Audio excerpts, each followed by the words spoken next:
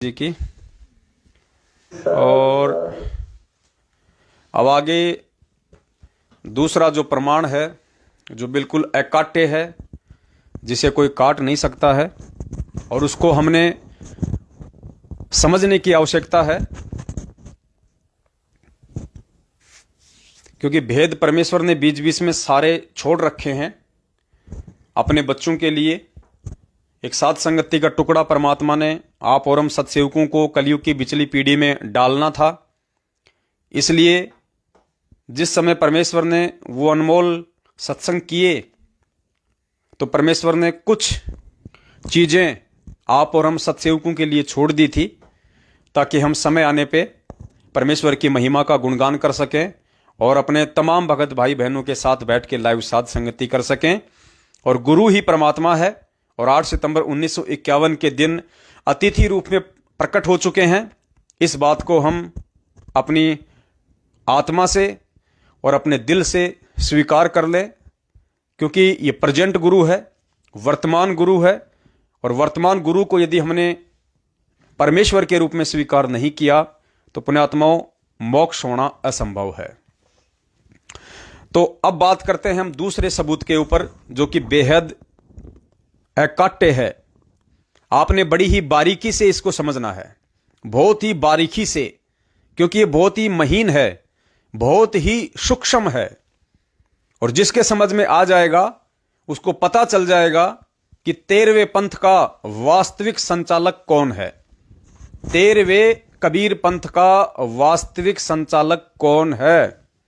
सबसे पहले तो आप ये सुन लीजिए परमेश्वर के मुख कमल से कि 13वां जो पंथ होगा उस 13वें पंथ को चलाने वाला कौन होगा। अगर आप संत रामपाल जी भगवान को और कबीर जी को दो रूप में देख रहे हैं तो आप इस वीडियो को ध्यान से सुनिएगा, छोटे से सत्संग को, जिसमें परमात्मा कह रहे हैं कि 1997 कलयुग के बीत जाने पे मेरा 13वां पंथ चलेगा। 1997 ध्यान रखना, 13वां पंथ ध्यान रखना। और 13वें पंथ को कौन चलाएगा?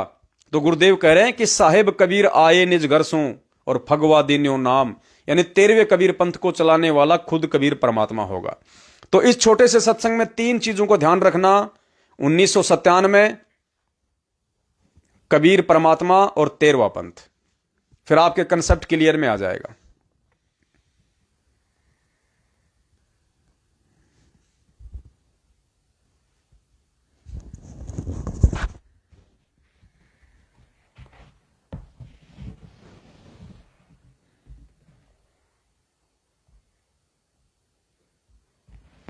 तब चल है पंथ निशान, मेरा वास्तविक यथार्थ मेरा पंथ 5505 कलयुग बीतने के बाद स्टार्ट होगा। 5500 बीते चल है पंथ निशान, और घर घर सत शब्द जो फैले, ओए होए, घर घर सत शब्द सतनाम, घर घर सत शब्द जो फैले, सतयुग बरते आन। सतयुग जैसा व्यवहार हो जाएगा, सतयुग बरते आन। और साहेब कबीर आए निज घर सो और फगुआ दीनो नाम, निर्गुण भक्ति रूप कलयुग में और वेद मर्म नहीं जान। स्पष्ट कर दिया है, देखिएगा कि घर घर सब सत शब्द जो फैले, सतयुग बरते आन। और कौन होगा जो 13वां पंथ चलाओगा? साहेब कबीर आए निज घर से, फगुआ दीनो नाम, ऐसा नाम दे दिया जिससे बसंत जैसा सुख होगा।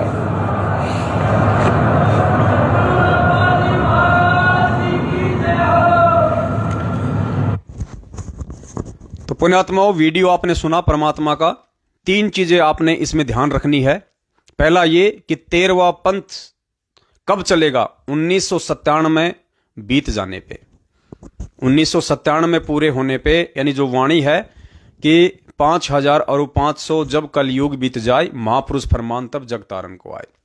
तो 1997 में कलयुग के 5500 वर्ष पूरे हो जाते हैं। तो 13वां पंथ कब चलना है? 1997 बीत जाने के बाद, नंबर 1।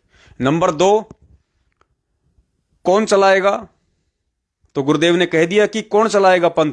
साहिब कबीर आए निज घर से, खुद वो कबीर परमात्मा ही अपने निज घर से आएगा, सतलोक से आएगा और 13वें पंथ का संचालक होगा। ये दो चीजें आप जी ध्यान रखना।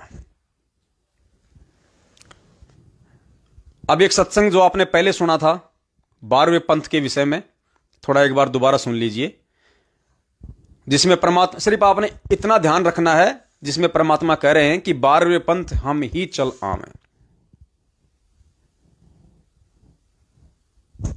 तो उस 12वें पंथ में मैं आऊंगा स्वयं, और फिर सभी पंथों को खत्म करके एक पंथ बनाऊंगा, और सारी सृष्टि मेरा ही नाम लेगी।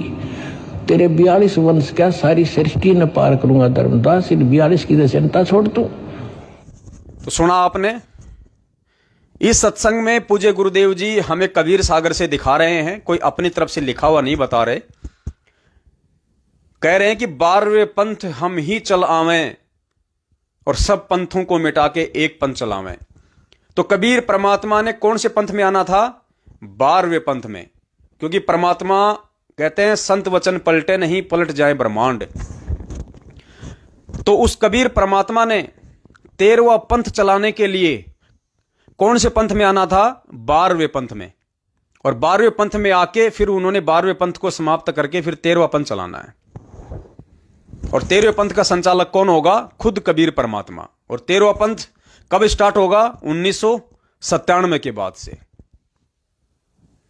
अपने आत्माओं, इसमें जो सूक्ष्म पॉइंट है वो क्या है, वो आपके समझ में आएगा। 12वें पंथ का संचालक कौन था? 12वां पंथ किसने चलाया? आदरणीय गरीबदास जी महाराज जी ने। और उस पंथ में आगे चल के कौन आएगा? खुद वो कबीर परमात्मा, कि 12वें पंथ में हम ही चलावें, सब पंथों को मिटा के एक पंथ चलावें। तो 12वां पंथ चलाया गरीबदास जी महाराज जी ने। और 12वें पंथ का अंतिम संचालक कौन था?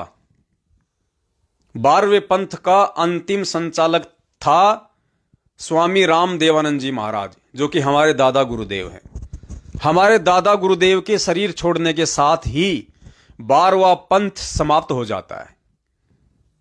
क्यों? क्योंकि 12वें पंथ में 17 फरवरी 1988 को अपनी वाणी के तहत कि 12वें पंथ में हम ही चलावें, उस कबीर परमेश्वर ने 17 फरवरी 1988 को स्वामी राम देवानंद जी का शिष्य बनके मुंह बोला, 12वें पंथ में प्रवेश किया। तो वाणी को परमात्मा ने सत्य साबित कर दिया कि 12वें पंथ में हम ही चल आवें। तो 17 फरवरी 1988 को संत रामपाल जी भगवान ने 12वें पंथ में लीलामय तरीके से प्रवेश किया। और 12वां पंथ उस दिन समाप्त हो जाता है जिस दिन स्वामी राम देवानंद जी महाराज अपना शरीर छोड़ के सतलोक चले जाते हैं। अब इसमें जो सूक्ष्म पॉइंट है पुण्यात्माओं, बड़ी गहराई से, बड़े ध्यान से समझना। हमारे जो दादा गुरुदेव थे स्वामी राम देवानंद जी महाराज, जिनके शरीर छोड़ने के साथ ही 12वां पंथ भी समाप्त हो जाता है। तो दादा गुरुदेव ने शरीर कब छोड़ा? 26 जनवरी 1997। ये डेट ध्यान रखना पुण्यात्माओं, बहुत इंपॉर्टेंट है। ये परमात्मा को परमात्मा साबित करेगी। संत रामपाल जी भगवान को 8 सितंबर 1951 के दिन पृथ्वी पे अतिथि रूप में प्रकट हुआ साबित करेगी। तो हमारे दादा गुरुदेव स्वामी राम देवानंद जी महाराज जी ने शरीर छोड़ा 26 जनवरी 1997 में। और 26 जनवरी 1997 में उनके शरीर छोड़ते ही 12वां पंथ बिल्कुल समाप्त हो जाता है गरीबदास जी महाराज जी का। और फिर अपने गुरुदेव कहते हैं कि मुझे कबीर परमात्मा मिले सतलोक से आके 1997 में। वो डेट क्या है? मार्च 1997। क्या डेट है? मार्च 1997। यानी 26 जनवरी को दादा गुरुदेव ने शरीर छोड़ा, 12वां पंथ समाप्त हुआ। और सतगुरु रामपाल जी भगवान जी के अनुसार उनको कबीर परमात्मा सतलोक से आके सह शरीर उनको कब मिले? मार्च 1997 में। तो जनवरी हो गई पहले और मार्च हो गया बाद में, यानी 1.5-2 महीने का फर्क हो गया स्वामी रामदेवानंद जी महाराज जी के शरीर छोड़ने में और सतगुरु रामपाल जी भगवान को कबीर परमात्मा सतलोक से सहशरीर आके मिले मार्च 1997 में। इस प्रोसीजर के बीच में लगभग 1.5-2 महीने का गैप है। बस ये चीज ध्यान रख लो पुण्यात्माओं। अब आगे ध्यान से सुनना। अब 13वां पंथ कौन चलाएगा? अभी जो सत्संग सुना आपने कि साहेब कबीर आए निज घर सो फगवा दीन्यो नाम, यानी 13वां पंथ कौन चलाएगा? 13वें पंथ का संचालक कौन होगा? कबीर परमात्मा। खुद गुरुदेव ने सत्संग में बताया कि 13वें पंथ का संचालक खुद वो कबीर परमात्मा होगा जो अपने सतलोक से आएगा। अब पुण्यात्मा विचार करने वाली बात यह है, यदि 13वें पंथ का संचालक स्वयं कबीर परमात्मा होगा और यदि वे संत रामपाल जी महाराज जी को मार्च 1997 में आके मिले हैं, तो पुण्यात्माओं फिर ये वाणी फैल हो जाएगी कि 12वें पंथ में हम ही चल आवें। कबीर परमात्मा एक तरफ तो कह रहे हैं कि 13वां पंथ मैं चलाऊंगा और गुरुदेव कह रहे हैं कि मुझे वो कबीर परमात्मा मार्च में दिन के 10 बजे सतलोक से आके मिले, और दूसरी तरफ वाणी कह रही है कि 12वें पंथ में हम ही चलावें। खुद कबीर परमात्मा कह रहा है कि 12वें पंथ में मैं खुद चल के आऊंगा। तो 12वां पंथ तो जनवरी 26 जनवरी 1997 में कोई समाप्त हो जाता है, जबकि कबीर परमात्मा आए हैं मार्च 1997 में। तो 12वें पंथ में कहां आए कबीर परमात्मा? क्योंकि 12वां पंथ तो दादा गुरुदेव के शरीर छोड़ने के साथ ही समाप्त हो गया। और गुरुजी कह रहे हैं कि मुझे कबीर परमात्मा मिले मार्च 1997 में, तो वो तो 12वें पंथ समाप्त होने के 2 महीने बाद में आए। तो फिर 12वें पंथ में कौन आया? पुण्यात्माओं यही भेद है, यही सूक्ष्म है।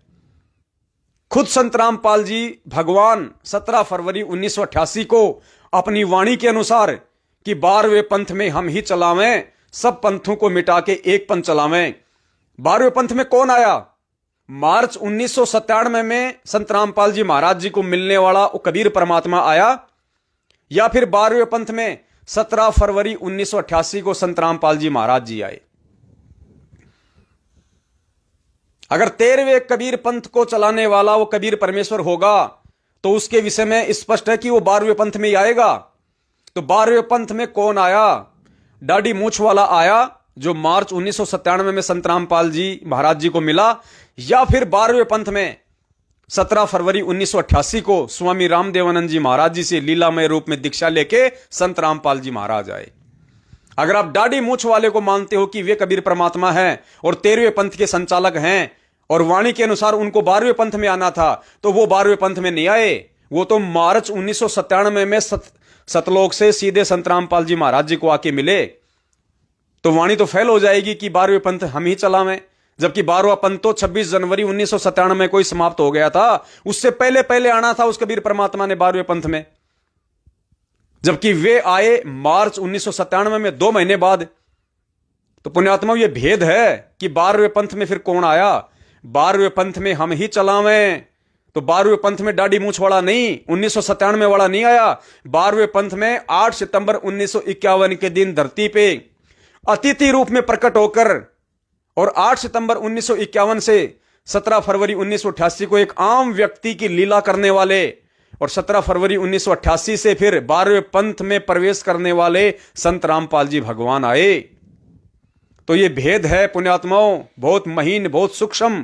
परमेश्वर ने दया बख्शी जो समझ में आया और आप सभी भाई बहनों तक दास शेयर कर रहा है। इससे जानने में आसानी होगी, हमें भगवान को पहचानने में आसानी होगी कि वास्तव में धरती पे पूर्ण पुरुष पूर्ण परमात्मा के रूप में कौन प्रकट है। पुण्यात्माओं वर्तमान में संत रामपाल जी महाराज जी के मुट्ठी भर शिष्य हैं और मुट्ठी भर में से भी एक माचिस की डिब्बी जितने ही सत्सेवक हैं, बाकी देखा देखी में चल रहे हैं, भेड़ चाल में चल रहे हैं। ये जो सत्संग हो रहे हैं, ये जो साध संगतियां हो रही हैं, ये जो भगवान आया हुआ है, ये पूरी दुनिया के लिए नहीं आया हुआ।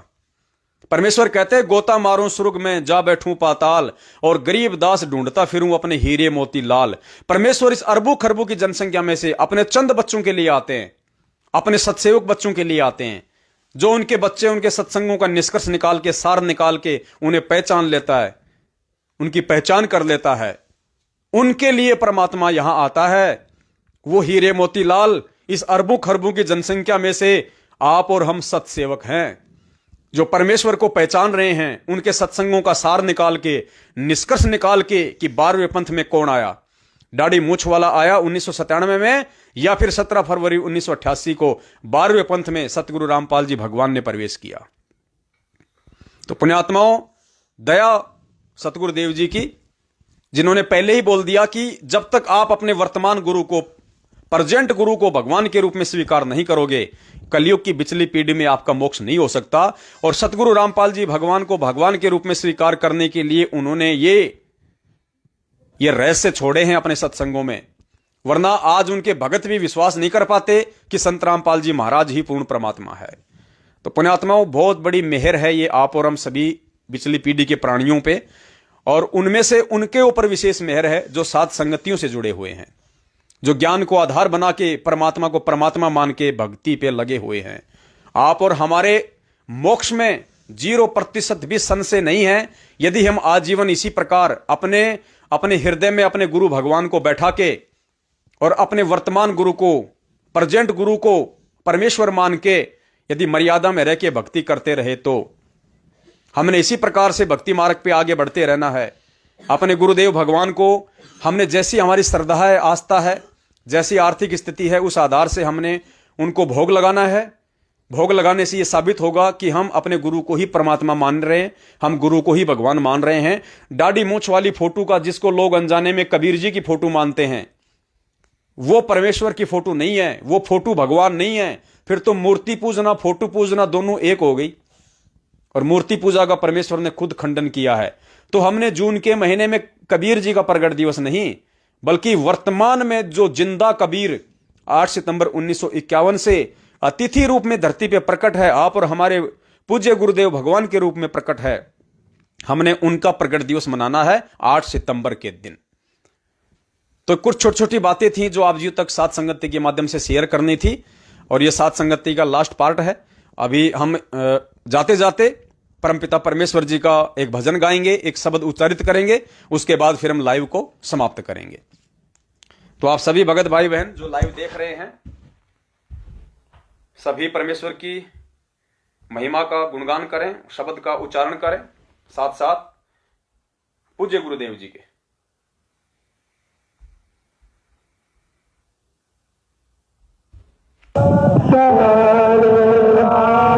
साहिब थारी सेवा पे कुर्बान, गुरु जी धनाने वाले, साहिब थारी सेवा पे कुर्बान, गुरु जी धनाने वाले, यो संसार फूस का पूरा, यो संसार फूस का पूरा, तपत लागते उठे डंडूरा, तपत लागते उठे डंडूरा, हो तार कुछ ना आवे हाथ, गुरु जी धनाने वाले, साहिब तार कुछ ना आवे हाथ, गुरु जी धनाने वाले, हम तारी भगती पे कुर्बान, गुरु जी धनाने वाले, साहिब तारी सेवा पे कुर्बान, गुरु जी धनाने वाले, यो संसार उसका मोती, यो संसार उसका मोती, हवा चले बुझ जावे ज्योति, हवा चले बुझ जावे ज्योति, ओ तारा अजय अमर रहदान, गुरु जी धनाने वाले, साहिब तारा अजय अमर रहदान, गुरु जी धनाने वाले, हम तारी भगती पे कुर्बान, गुरु जी धनाने वाले, साहिब तारी सेवा पे कुर्बान, गुरु जी धनाने वाले, इस उलझन बचा लो, इस उलझन से हमें बचा लो, अपने चरणा बीच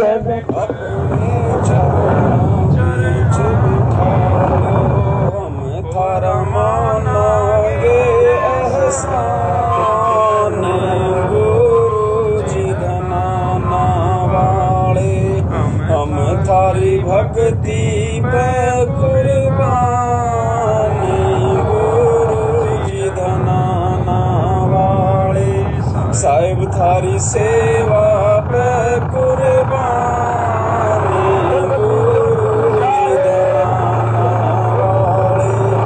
साध संगत करो सतगुरु सेवा, साध संगत करो सतगुरु सेवा, भव सागर से सतगुरु खेवा, भव सागर से सतगुरु खेवा, हम थारा रटते रवांगे नाम, गुरु जी धनाना वाले, हम थारी भक्ति पे कुर्बान, गुरु जी धनाना वाले, साहिब थारी सेवा पे कुर्बान, गुरु जी धनाना वाले, हम थारी भक्ति पे कुर्बान, गुरु जी धनाना वाले। सत साहेब बंदी छोड़ सतगुरु रामपाल जी भगवान की जय हो। साहेब पुण्यात्मा दया परमपिता परमेश्वर जी की, जिनके आशीर्वाद से आप और हम सभी भगत भाई बहन सोशल मीडिया के माध्यम से लाइव जुड़े रहे और हमें मौका दिया सतगुरुदेव जी ने अपनी महिमा का गुणगान करवाने के लिए। ये आप और हमारा सौभाग्य। और दास की तो यही विनती है पुण्यात्माओं, ये समय बेहद जोर का है, ये समय बेहद काल प्रेरणा का है। जो जो समय आगे बढ़ता जाएगा, पृथ्वी पे तीनों गुणों का जो प्रभाव है वो तेज होता चला जाएगा, रजोगुण, सतोगुण और तमोगुण। बचाव का एकमात्र तरीका, एकमात्र साधन केवल इस कबीर परमेश्वर की भक्ति है, सतगुरु रामपाल जी भगवान की शरण है। और काल कोशिश करेगा हमारे को तोड़ने की, हमारे को जकोड़ने की, किसी भी तरीके से कुछ भी मन में शंकाएं पैदा करेगा, तरह तरह के अनर्गल विचार लेके आएगा। ये हमारी परीक्षा का समय है। कुछ हमारे कर्म होंगे जो ना समझी के चलते आज हमें दुखी करेंगे, आज हमें परेशान करेंगे। कुछ हमारे पिछले कमजोर भक्ति संस्कार होंगे जिसकी वजह से हमारे सामने बहुत सारी अड़चनें आएंगी। और कुछ वो परमपिता परमेश्वर अपने बच्चों की परीक्षा लेने के लिए भी लीलाएं करता है, जानबूझ के समस्याएं पैदा करता है, परिस्थितियां पैदा करता है। क्योंकि परमात्मा कहते हैं, गरीब कच्चा हीरा कृच हो नहीं सहे घनमार, ऐसा ये मन हो रहा लेखा लेकर तार। आज सबके सामने विपरीत परिस्थितियां हैं, चाहे किसी के सामने कोई आर्थिक संकट हो, चाहे किसी के सामने कोई शारीरिक संकट हो, या किसी के सामने कोई पारिवारिक हो, सामाजिक हो, कोई भी परेशानी हो, हर किसी भगत भाई बहन के साथ आपको मिलेगी। और इन परेशानियों में जो टिका रहेगा, जो श्रद्धा भाव के साथ अपने गुरुदेव के चरण कमलों में लगा रहेगा, उसी पुण्यात्मा पे परमात्मा मोक्ष की दया बख्शेंगे। क्योंकि जब तक लोहा आग के अंदर नहीं तपाया जाएगा और ऊपर से उसके चोटें नहीं मारे जाएंगी, तब तक लोहार वो चीज नहीं बना सकता, वो औजार नहीं बना सकता जो औजार वो बनाना चाहता है, जिस औजार की कीमत उसे मार्केट में मिलती है। तो पुण्यात्माओं, आज हम इस भक्ति रूपी भट्ठी के अंदर हैं। आज परमेश्वर हमारे सत्य की परीक्षा ले रहा है, परमेश्वर हमारे विश्वास की परीक्षा ले रहे हैं। परमेश्वर देख रहे हैं कि 27 साल से मैंने इन बच्चों को जो अनमोल सत्संग रूपी घुट्टी पिलाई है, आज उस घुट्टी का कितना असर होगा। कौन अंतिम श्वास तक, चाहे मैं 2 महीने में जेल से बाहर आऊं, चाहे मैं 2 साल में आऊं, चाहे मैं 10 साल में आऊं, अगर मेरी कोई पतिव्रता आत्मा होगी जिसने तन मन धन से मुझे, आत्मा से जिसने मुझे अपना पति परमेश्वर गुरु भगवान स्वीकार कर लिया, उसके लिए तो कोई संशय नहीं है, चाहे परमेश्वर 10 साल में आए, चाहे 20 साल में आए, चाहे कल सुबह आ जाए, चाहे ना आए। वो आत्मा एक विश्वास के साथ अपने गुरु को अपने दिलो दिमाग में, अपने मन मंदिर में परमेश्वर के रूप में स्वीकार करके भक्ति पे लगी रहेगी। उसको पता है कि तेरा भगवान वो समर्थ है जो कहीं भी प्रकट होके तुझे आगे का मंत्र दे देगा, तुझे आगे का नाम दे देगा, तुझे वो शब्द दे देगा, तुझे यहां से पार कर देगा। जरूरी नहीं कि परमेश्वर बाहर आके ही हमें पार करेंगे, वो समर्थ परमेश्वर है, बाहर उन्हें आना ही है। लेकिन दास एक बात बता रहा है कि वो समर्थ परमात्मा इतना समर्थ है, जब उसने सतलोक में बैठे बैठे 21 ब्रह्मांडों को एक विमान की तरह यहां भेज दिया 16 संग कोस दूर, तो वो परमात्मा हिसार जेल में बैठा बैठा अनंत आत्माओं को सतलोक भेज सकता है। समय आने पे परमेश्वर बाहर भी आएंगे, लेकिन उस समय तक ये आप और हमारे ज्ञान और विश्वास और धैर्य की जबरदस्त परीक्षा होगी। और इस परीक्षा को केवल वही पुण्य आत्माएं फाइट कर पाएंगी, वही भगत आत्माएं इस परीक्षा में उत्तीर्ण हो पाएंगी, जो पुण्य आत्माएं अंतिम समय तक अपने गुरु के ऊपर दृढ़ विश्वास कायम रखेंगी। और इस वर्तमान जोर के समय में अपने गुरु के ऊपर दृढ़ विश्वास, श्रद्धा और समर्पण बिना साध संगति के पुण्यात्माओं बिल्कुल भी संभव नहीं है। जो साध संगतियों से जुड़ चुके हैं उनका सौभाग्य है, जो अभी नहीं जुड़ चुके हैं उनका दुर्भाग्य है। उन्हें जल्दी से जल्दी काल प्रेरित सतलोक आश्रम मैनेजमेंट हरियाणा, जो कि धरती पे जीता जागता काल का एजेंट है, परमेश्वर की पुण्यात्माओं से मर्यादा तोड़वा के उनको काल जाल में फंसाने के लिए आया हुआ है, जिसमें गुरुदेव का पूरा कलयुगी परिवार, बेटा बेटी, भाई बंधु, रिश्तेदार, जवाई, आपके जितने भी कोऑर्डिनेटर, नामदान, संचालक, ये सारे के सारे लोग काल प्रेरित हैं। ये आपसे मर्यादा ही तोड़वाएंगे, आपको भक्ति भाव से नहीं जोड़ सकते। जितना जल्दी हो सके इनसे अपना संपर्क तोड़ो और साध संगतियों से संपर्क जोड़ो। आगामी साध संगति दिनांक 27 को घाटकोपर मुंबई में है, बंबई के घाटकोपर में है। आगामी साध संगति भगत गणेश दास जी हैं और बहन मेघा दासी हैं, बहन करुणा दासी हैं। एक भगत जी का नाम थोड़ा सा अटपटा है, मेरी समझ में नहीं आ रहा, उसके लिए मैं माफी चाहता हूं। उसके बाद में 4 और 5 दिसंबर को राजस्थान के जोधपुर में भोपालगढ़ तहसील में गांव बागोरिया, जाखड़ों की निचली ढाणी, वहां पे भगत सुजाराम दास, भगत शायद गिरधारी दास जी हैं, उनके वहां पे परमपिता परमेश्वर साध संगति के दया बख्शने जा रहे हैं। आप जी ज्यादा से ज्यादा संख्या में इन दोनों जगहों पर पहुंचने का प्रयास करें, अपने 5 यज्ञ संपूर्ण करें और साध संगति की खीर खा के अपनी आत्मा को दृढ़ बनाएं, गुरुदेव पे विश्वास बनाए रखें। इसी के साथ दास अपने शब्दों को विराम देता है। अगली बार जब भी आएंगे दिन में आपको सूचित कर दिया जाएगा। तब तक के लिए सत साहिब, बंदी छोड़ सतगुरु रामपाल जी।